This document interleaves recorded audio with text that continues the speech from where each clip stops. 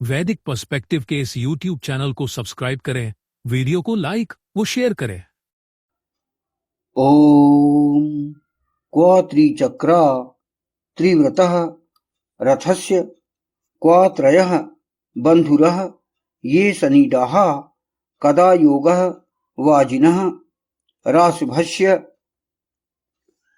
येन यज्ञं न सत्या उपयाथः। किसमें तीन चक्र तीन व्यवहार करने वाले रथ का किसमें है तीन बंधु जो सनीड हैं, कब योग धर्म योद्धा का वेग पूर्वक शब्द करने वाले जिस यज्ञ को असत्य नहीं है उपगमन करो। यह जो मंत्र लिया गया यह ऋग्वेद के प्रथम मंडल के 34वें सूक्त का यह 9वां मंत्र है। इसका क्या अर्थ है कि जब सृष्टि में दुष्टों का आधिक्य हो जाता है, अधर्म बढ़ जाता है, तब दुष्टों का विनाश अति आवश्यक है और उनका संहार भी अति आवश्यक। तभी सत्पुरुषों की रक्षा की जा सकती है। वह शरीर अन्य शरीरों से भिन्न होता है और सृष्टि का व्यवहार भी ऐसे शरीरों के साथ भिन्न होता है। तो ये जो ट्रेंड बॉडी है, जो प्रशिक्षित शरीर है, उस पर विशेष फोकस किया गया है इस मंत्रांश में। और इस मंत्रांश में हमारे शरीर को रथ कहा गया है। तीन व्यवहार करने वाले रथ, यहां पर रथ की बात की गई है कि वो तीन व्यवहार करने वाले रथ क्या है। रथ जो है क्या होता है, जब हम रथ की कल्पना करते हैं तो क्या होता है उसमें रथ में क्या होता है कि एक रथी होता है जिसमें स्वामी कहलाता है जो, और वो उसमें सवार करता है रथी। फिर सारथी होता है उसमें लगाम रहती है, घोड़े रहते हैं और जिस रास्ते में हम जा रहे हैं वह मार्ग हमारे लिए निश्चित रहता है। तो भगवान श्री कृष्ण ने रथ की जो व्याख्या की है वह विशेष रूप से की है, जिस पर हम अभी नजर डालते हैं। कठोपनिषद में सर्वप्रथम रथ के बारे में कहा गया है। आत्मानं रथिनं विद्धि शरीरम रथिमेव तु बुद्धिम तु सारथिम विद्धि मनः प्रग्रहमेव च। इस कठोपनिषद में रथ के बारे में बताया गया है कि मानव जीवन को समझने के लिए एक अत्यंत प्रसिद्ध रथ रूपक दिया गया है। इसमें शरीर और चेतना के विभिन्न अंशों की तुलना रथ के हिस्सों से की गई है। रथ के जो हिस्से अभी बताए गए वहां पर इसका विस्तार किया गया है। अब हम भगवान श्री कृष्ण के जो रथ की व्याख्या उन्होंने किए हैं अर्जुन के समक्ष, भगवान श्री कृष्ण ने कहा है, उनकी व्यवस्था है। रथ की गहरी आध्यात्मिक व्याख्या उन्होंने बताई है। मुख्य रूप से मानव शरीर और जीवन के नियंत्रण को समझने के लिए रथ की व्याख्या की गई है। व्याख्या प्रसिद्ध रूप से जो कठोपनिषद में जो मिलती है उसका भी भगवान श्री कृष्ण ने व्याख्या किया है और उससे उनकी शिक्षा मेल खाती है, जो कि उन्होंने अर्जुन के समय उन्होंने उन्हें बताया था। रथ की उन्होंने बहुत आध्यात्मिक व्यवस्था की है, व्याख्या की है। भौतिक रूप से तो रथ जो है वो हम समझते हैं कि रथ क्या होता है। अब रथ की भगवान श्री कृष्ण ने व्याख्या की है। उसी कठोपनिषद के व्याख्या के आधार पर रथ जो है हमारा एक शरीर है, जो कि मनुष्य का शरीर जो है एक रथ के समान है। पूरा शरीर हमारा, पूरी बॉडी हमारी एक रथ के रूप में मानी गई है।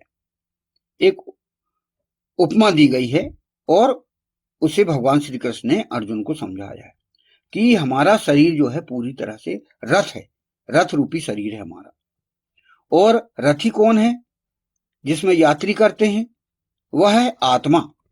हमारे शरीर में जो आत्मा होती है वह है रथी, अर्थात वह है यात्री, यात्रा करने वाला। और रथ में जो बैठा हुआ जो व्यक्ति है वही यात्री है, और जो है आत्मा है, जो कि उसका वास्तविक स्वामी है। हमारे शरीर का वास्तविक स्वामी हमारा आत्मा है।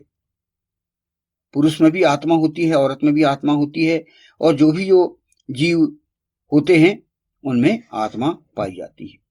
तो वह है रथी, जो कि यात्रा करता है। अब इसमें होता है सारथी। सारथी कौन? जो कि रथ को चलाने वाला। तो सारथी को रूपक दिया गया यहां पर बुद्धि। रथ को चलाने वाला सारथी बुद्धि है। सही बुद्धि जीवन को सही दिशा देती है, यानी बुद्धि आपकी सही हो तो रथ को सही मार्ग दर्शन मिलेगा। और अब सारथी के हाथ में क्या होता है? लगाम। तो लगाम जो है हमारा मन है। सारथी बुद्धि है और लगाम जो कि सारथी के हाथ में रहती है बुद्धि रूपी, वह है लगाम मन। जो कि मन जो है लगाम की तरह है, जो इंद्रियों को नियंत्रित करता है। मन करता है नियंत्रित। तो ये हुआ रथ अर्थात शरीर, रथी अर्थात यात्री जो आत्मा का रूप है, सारथी हो गई बुद्धि, और लगाम हो गया मन। अब रथ में चूंकि घोड़े भी होते हैं, तो वो घोड़े कौन है? घोड़े हैं हमारे शरीर के वही 5 ज्ञानेंद्रियां और 5 कर्मेंद्रियां। ज्ञानेंद्रियां जिससे हमें ज्ञान मिलता है, जैसे आंख, कान, नाक, जीभ, त्वचा, ये हमारी ज्ञानेंद्रियां हो गई। और 5 कर्मेंद्रिय भी हो गई। उनके आधार पर हम कल्पना कर सकते हैं कि इंद्रियों का जो है वो घोड़े हमारे। अब मार्ग क्या है? जो विषय है, संसार है, ये मार्ग हो गया हमारा, हमारी दुनिया। ये हमारे लिए ये रास्ता है। संसार के जो विषय हैं, रूप, रस, गंध, शब्द, स्पर्श, वह रास्ता है जिन पर रथ चलता है। ये विषय हैं हमारे।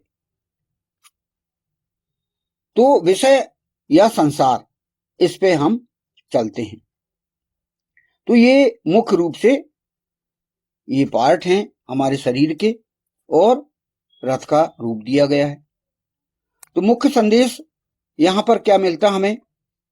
यदि बुद्धि अर्थात सारथी मजबूत हो और मन अर्थात लगाम नियंत्रण में हो, तो इंद्रियां अर्थात घोड़े सही दिशा में चलते हैं और आत्मा सुरक्षित अपने लक्ष्य तक पहुंचती है। लेकिन यदि मन और बुद्धि कमजोर हो तो इंद्रियां भटक जाती हैं और जीवन गलत दिशा में चला जाता है। यही है। तो इसको सरल अर्थ में हम समझें कि जिस मनुष्य की बुद्धि मजबूत और मन नियंत्रित होता है, वह अपने जीवन में जो रथ को सही चला सकता है। जीवन रूपी जो रथ है वह सही दिशा में चलेगा।